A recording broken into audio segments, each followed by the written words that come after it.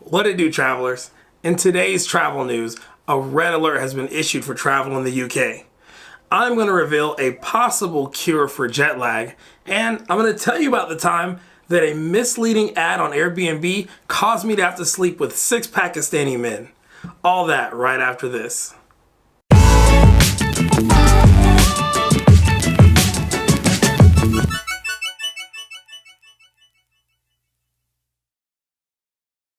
Hey, I'm Lucky Lewis, and this is Lucky the Bard, your favorite source for travel-related news. So this week is absolutely crazy.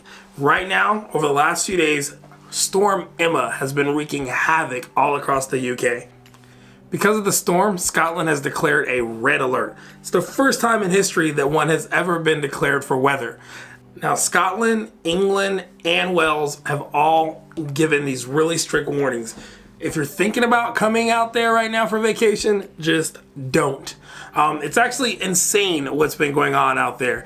They've had traffic jams because most of the highways have been shut down. And when I say shut down, I'm talking about done. When they issue this red travel advisory, apparently nothing runs. There's no trains, no buses, flights are canceled, nothing doing. So there was actually a traffic jam. I was reading about people have been stuck in traffic for up to 20 hours. That's pretty crazy. There was even a baby who was born in a car. The good thing is the people out there have been helping out the people in traffic. They've been bringing them out blankets and bottles of water, but the stories are nuts of people just sleeping in their car and catching a couple hours of sleep, keeping the car running to stay warm, they have no idea when traffic will even open up. So this weather is actually coming in from West Russia, from what I understand. It's literally like a Siberian storm that has swept down and is just wreaking havoc all across the UK. And it's actually the coldest weather they've had in a while. And all the way down as far as Spain, like the beaches all across Spain are covered in snow, and people just don't even know how to escape from this type of weather. I never even understand why people vacation in places that are cold anyway. Now, I know normally England, Scotland, Wales, these places aren't normally Arctic, but it is actually colder there right now than it is in the Arctic. I always say that cold is my kryptonite. Like, I don't even go anywhere north of the Mason-Dixon line unless I absolutely must. I think the first time I ever saw real snow is when I was actually on a road trip, and I was driving from Germany all the way to Rome. And when we were in Austria, this huge cold front hit. The snow came down really hard. We ended up being frozen in place and had to pull over to the side of the road and spend the night in the middle of nowhere.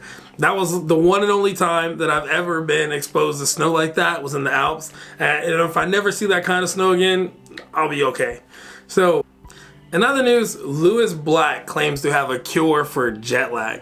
Now, I don't care who you are. If you're a traveler, at one point or another, you have been affected by jet lag. Jet lag actually doesn't come from the amount of time that you fly. It actually comes from the number of time zones which you pass. That's a common misconception because most people get jet lag mixed up with travel fatigue. Travel fatigue comes from being in a confined space with a limited amount of oxygen. So the longer you're in that enclosed cabin, the less your brain's getting oxygen, and it wreaks havoc on your body. Whereas jet lag comes from the lack of sunlight. Now, there was one time that I ended up flying all the way from somewhere in Europe, I don't even remember where, but I ended up landing in Chicago at the same time that I left. And what was even crazier is that when I flew from Chicago to Vegas, it ended up still being the same time that I left.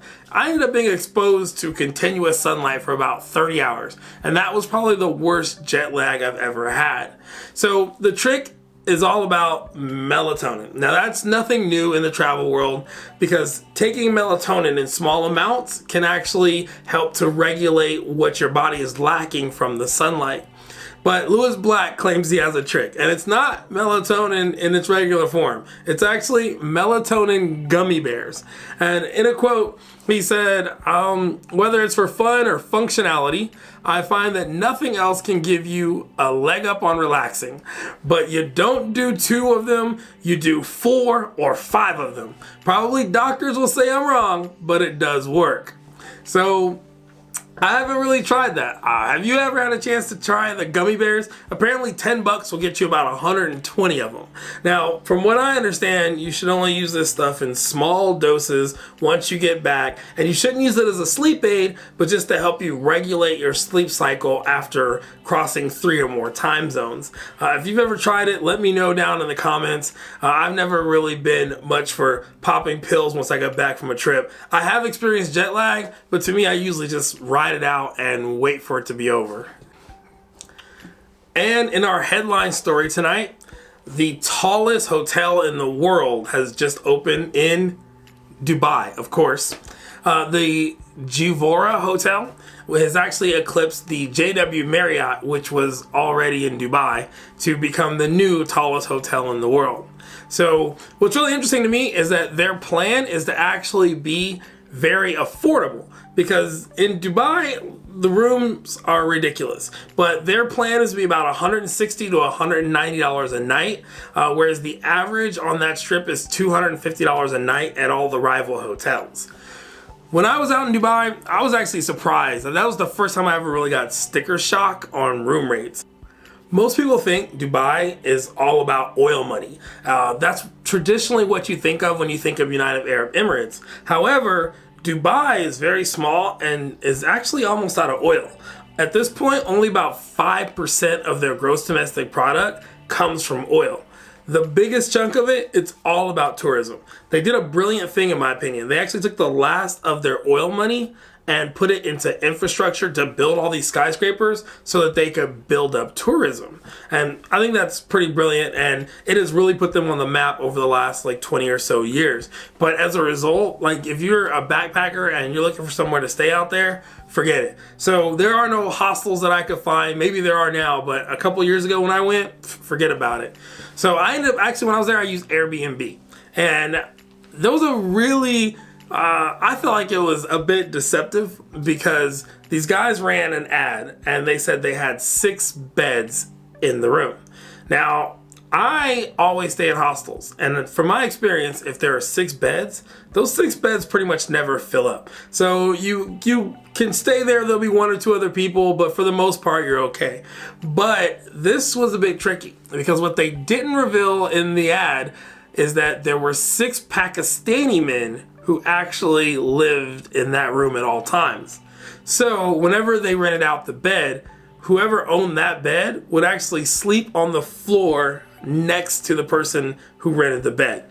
So I stayed there a few nights, and on my 3rd night is when there was 3 of us. It was me, an American, and a guy from China. Now the crazy thing about that is that meant there were 9 men in a very small bedroom. And when I say small, I'm talking about claustrophobic small. And the bathrooms, I'm not even gonna go too much detail, but you can already imagine what a bathroom looks like when you have 9 men sharing one room for any amount of time. So it was actually ended up being a really cool experience, because these guys were from Pakistan and they were very devout Muslims. And what was cool about it is that I learned a lot about how the Pakistani people are the predominant working class in Dubai. And these men had come there to pretty much have a better life, but because of how expensive it is, they were living like this and then renting out the beds for extra income.